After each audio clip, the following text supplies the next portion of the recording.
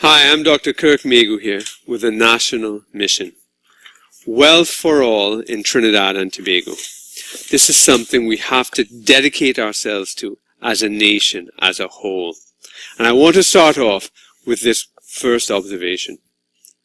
That is more than 20% of Trinidad and Tobago's population lives below the poverty line. What does that mean? That means out of every 5 people you take randomly in Trinidad and Tobago, 1 or more of them will live in poverty. They will be living in poverty. And that is an incredibly terrible statistic. This was in 2014. You think the position is better or worse today in 2018? Well, I'm telling you, it's going to be worse. And this is why. Because in 2014, our national income was $27.2 billion. And that was going up, but then from then, it went down and down in 2016, down in 2017. It's been on a steady path downward since 2014 when this article was written. So if our income has been going down, that means poverty has been going up. There's no way poverty is being reduced while our income is going down. So has the figure reached 1 in 4 Trinidadians as yet? I don't know. But it's on its way to that terrible figure. Now the thing is, there is no reason why we should be so poor in Trinidad and Tobago. There's no way. There is no excuse. And the thing is that there's no mystery to ending poverty and generating wealth. It is not a mystery on how to do it. We have 60 years of experience here in Trinidad and Tobago, and the world, with all the new developing countries coming online at the same time as we were into independence, we have the experience of all these countries to draw upon. And many countries who were poorer than us at independence, that includes Singapore and others, are now richer than us. Now there's an incredible report by the World Bank, not my favorite organization, but it's a very good report, called The Growth Report, Strategies for Sustained Growth and Inclusive Development. Now in that, they have identified these countries that have transformed from poverty to wealth with a formula. And that formula is sustained growth over a long period. That's what you need to do. That's what we need to focus on. And specifically, what it means is this. 7% growth per annum. So every year you need to grow at 7% for 25 years straight. Countries that do this have doubled their economy once every 10 years. Where there was poverty, those same people who grew up in poverty now have grown up as middle-class people. China, for example, has an incredible story where 800 million people have been lifted out of poverty. It's historic. No other country has done that before. And that's because they were on that high growth, sustained growth path. Now, is it only China that's done it? No, not at all. There are 13 countries, and it's on every single continent of the world. Some are big countries, some are small countries, some have natural resources, others don't have natural resources. They come from all different types of religions, economic systems. Some are capitalist, some are communist, some are resource rich, others are resource poor. Right? They come from every continent. So it has nothing to do with those preset factors. There is something you can do in any situation to achieve this sustained high growth of 7% per annum for 25 years straight. And look what happened in these countries. They say Botswana in Africa. from 1960 to 2005, it started off with a per capita income at $210 and it went up to $3,080. Hong Kong from $3,100 per person to $29,000. Brazil from $960 to $4,000, etc. Hong Kong, Japan, Korea, Malaysia, Malta in Europe, Oman, Singapore, Taiwan, Thailand. Right? So they had 25 years of 7% growth. Right? How about us? We have not had that. We have had periods of high growth and then falling growth. Right? But let's take a look at what our experience is. Because if we were to have this type of growth that takes us at 7% per year, what we would see is a curve going like this, this, this, this, this, and up. And we would be going very high, much higher than this graph is. But let's see what actually happened to us.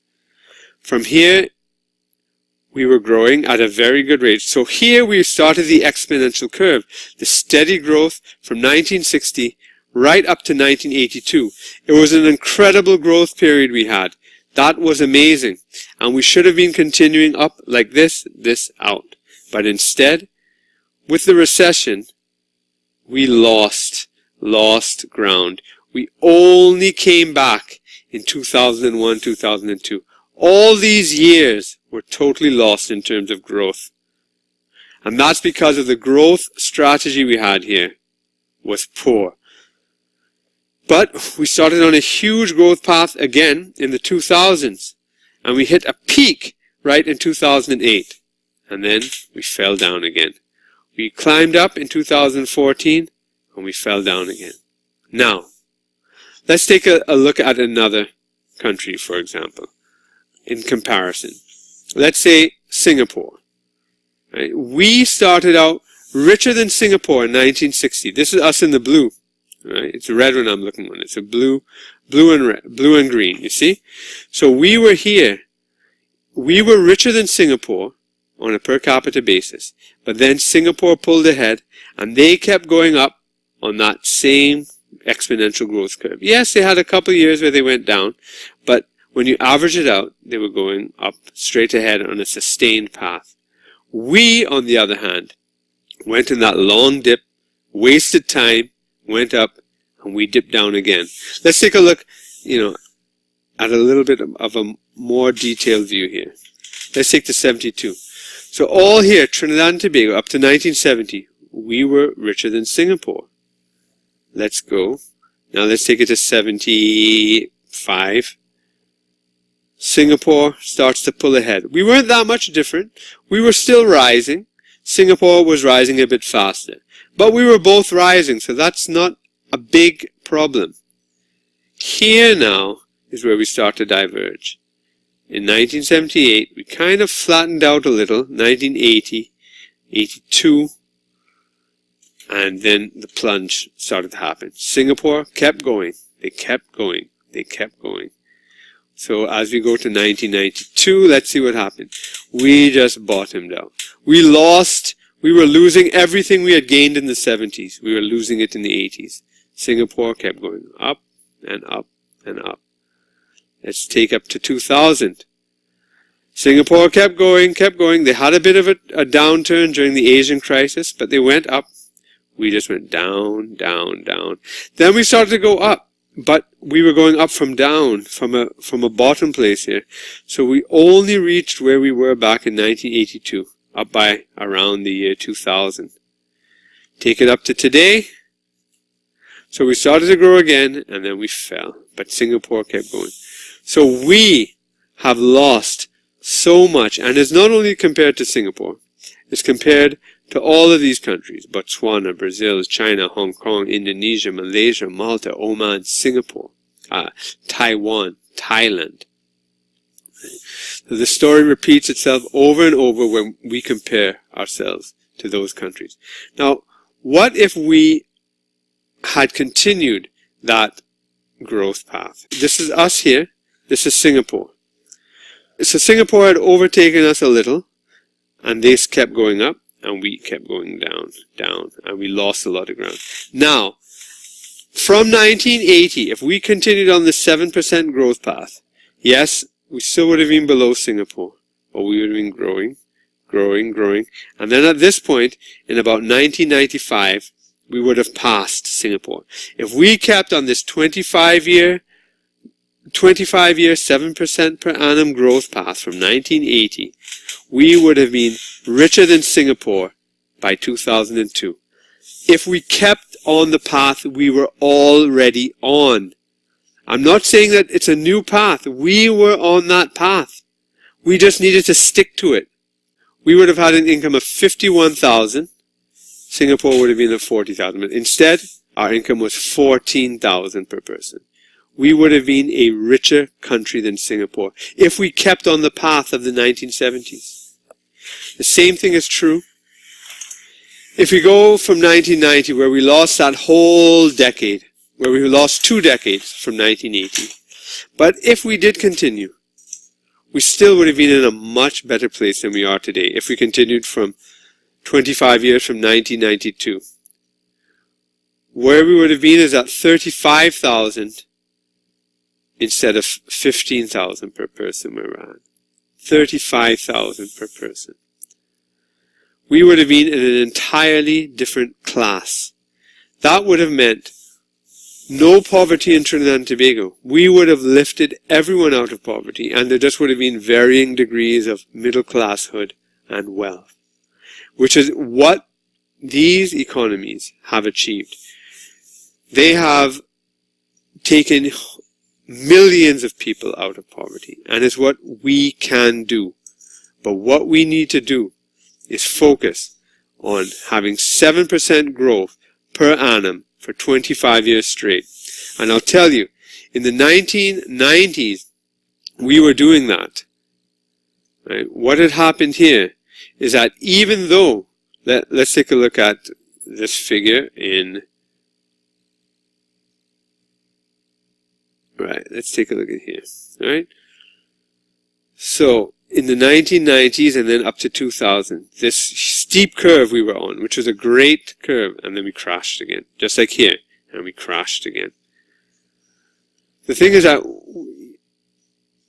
you had the Manning administration here, the Pandey administration, the Manning administration again.